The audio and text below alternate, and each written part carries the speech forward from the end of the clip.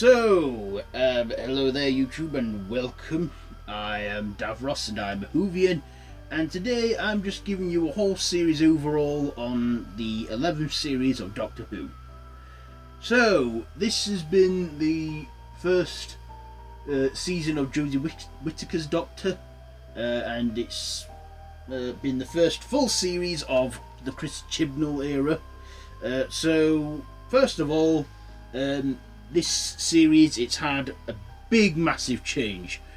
First of all, a change in the schedule from Saturday night to Sunday nights. It's had the first ever female Doctor, which I think has been amazing. I mean, if you asked me 10 years ago, I was against this idea, but over time I've warmed up to the idea, I've grown on it. I'm okay with it now, let's just put it like that. I think Jodie Whittaker has been a great Doctor this series, and yeah, I really look forward to seeing more of her in series 12, because yeah, I'm glad that she's sticking around for another series. Also, we've had new companions. We've had Graham O'Brien, played by Bradley Walsh. We've had Yaz Khan, played by Mandip Gill, and we've had Ryan St Clair, played by Tosin Cole. They have been great companions for this series. Of course, they did say that they're giving the 13th Doctor 3 companions and kind of going to a crowded TARDIS kind of family thing, like we did back in the 60s and 80s with William Hartnell and Peter Davison's Doctors, having 3 companions. I like that.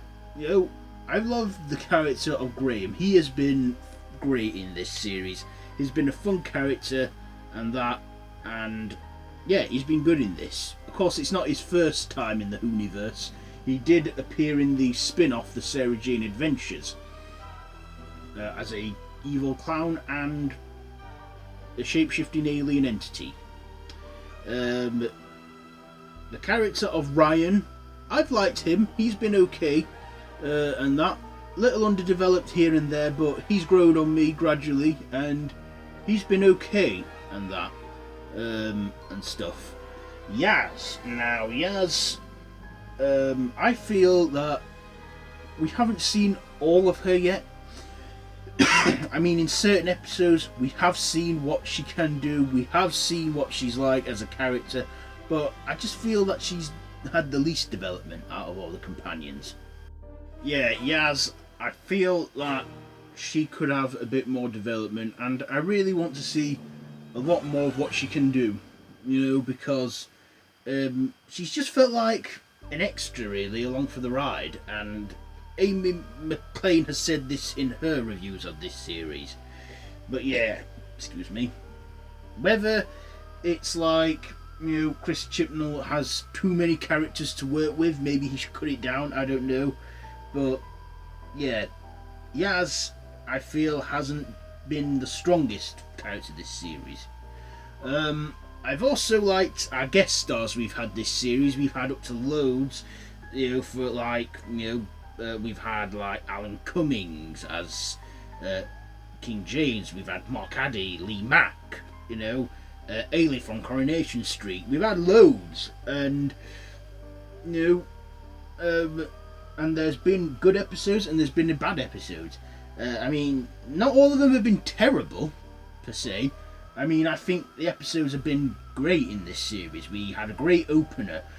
We had, some good episodes, but there were the odd episode which for me just didn't feel like thinking, like, for example, the one where they're on the spaceship with that Lilo and Stitch monster.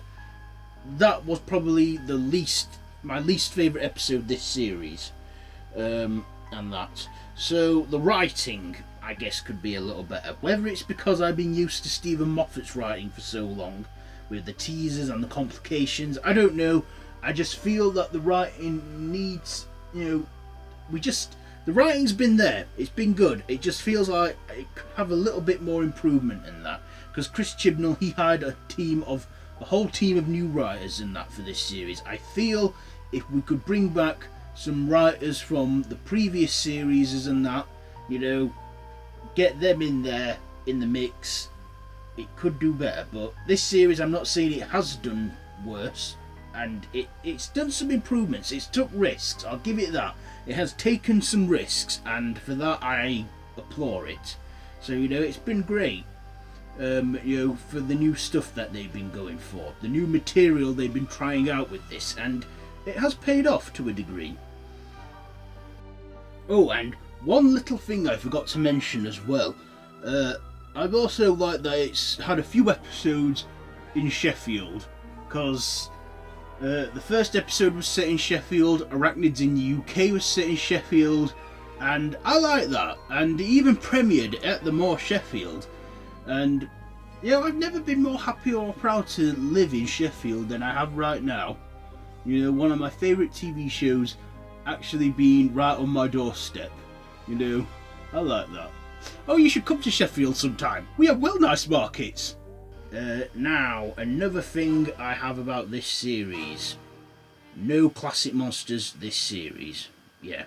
Chris Chibnall specifically didn't want any classic monsters to return this series, which I think's a bit of a downer, but I get what he's trying to do.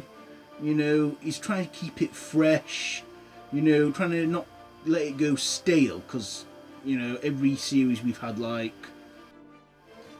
yeah, like, you know, like every series since its revival, well, at least mostly every series since its revival, we've had the return of the Daleks and the Cybermen, and that we've had recurring like the Centaurans, the Silurians, you know, and it'd be good if we got more reoccurring classic monsters like the Yeti or the Sea Devils. I really hoped the Sea Devils would return in the Moffat era, or at least this series, but no, we haven't. You know, we haven't had return, you know, just no classic monsters, you know, and I feel that bringing back classic monsters in Modern Who is what makes it so exciting to watch, you know, like when a classic monster returns or a classic villain, you know. I feel that, okay, we've had a series about all that, so I really hope in the next series, Series 12, we will get the return of the Daleks and more classic monsters, because that's what we need. That's what we need. Classic monsters coming back. So I've gone along with this whole no returning classic monsters. Mind you, many ways we kind of had. We had the spiders in Arachnids in the UK, which to me felt like a big reference to Planet of the Spiders from '74.